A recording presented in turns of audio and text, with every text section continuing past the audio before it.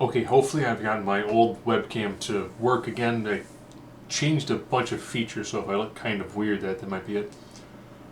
So, it felt weird this week because you had a really good episode of Raw, followed by an episode of SmackDown, which was the last SmackDown episode that will be on the USA Network, and it ends with a bit for Raw. So we're going to look at some of the highlights, some of the lowlights.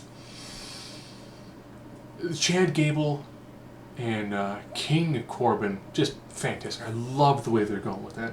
I like the fact that they've taken Gable, who's a smaller guy in stature, but phenomenal talent, found a direction to go with him, and seeing him trash King Corbin's coronation, and then Corbin coming out in the douchiest of King ensembles was fantastic.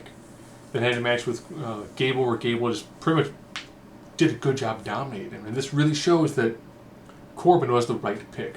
One, generates actual heat. Two, big two, the thumb just feels weird. Two, he's got a really good moveset. He has that good, like, I'm going to stuff the babyface comeback, which was great. Having him cheat to not lose by pinfall or submission worked. Although it worked incredibly well. The Kabuki Warriors had a match against Fire and Desire, who have their own theme music now.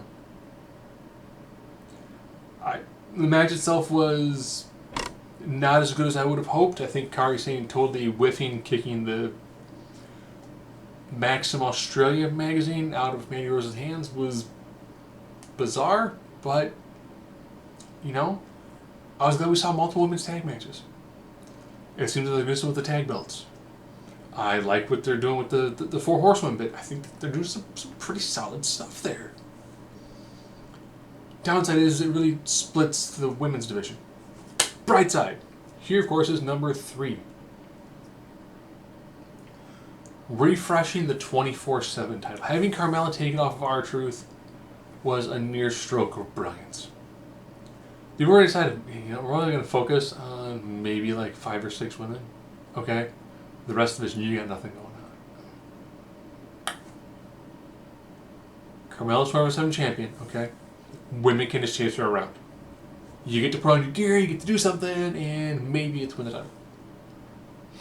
It keeps it from being the R-Truth show. It refreshes it because it gives now the women effectively a secondary title. And they can do some of the comedic aspects. Maybe we see Renee Mitchell actually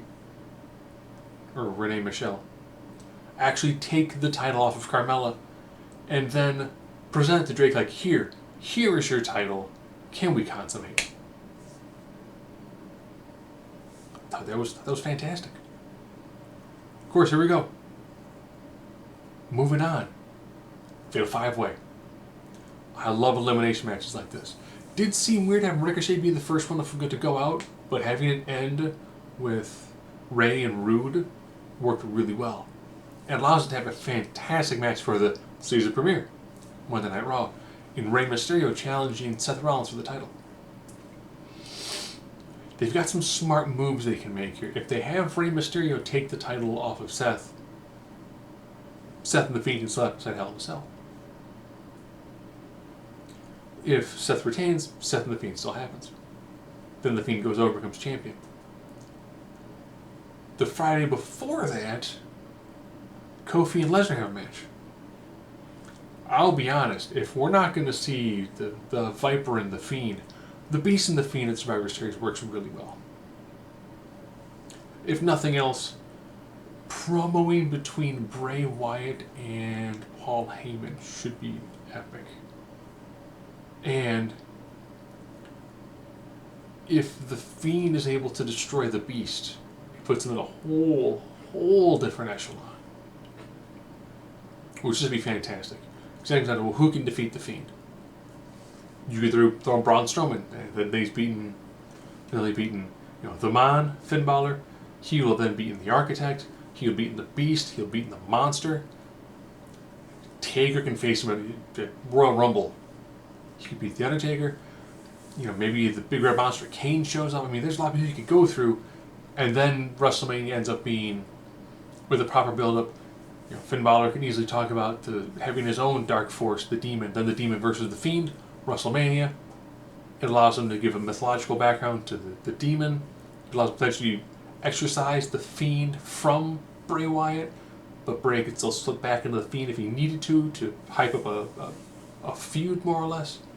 It makes the Demon look super, super impressive. Like that is the new God mode. If they wanted to have a fallout later on where they both break out their near unstoppable killing machines, I think either one of them win. The downside of having an unstoppable killing machine is you really have to have them unstop them. That was my number one for the week. Man, I loved watching The Fiend take down Braun Strowman. Not once, but twice. The first one was really good. Strowman's getting back up with the flashing lights. And you see the Fiend look back like, nope, and just dives at him again with that mandible claw. And the screaming from Bray Wyatt with the camera angles and the flashing lights and the screeching sound in the background, and hearing Braun try to yell out some words, brilliant. Points taken away for I'm so scared. Seth Rollins in the corner. If anything,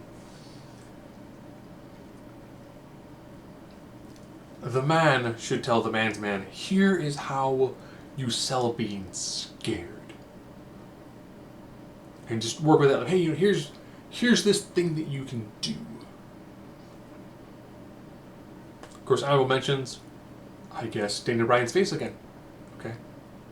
A Kevin Owens ladder match. Yes, please.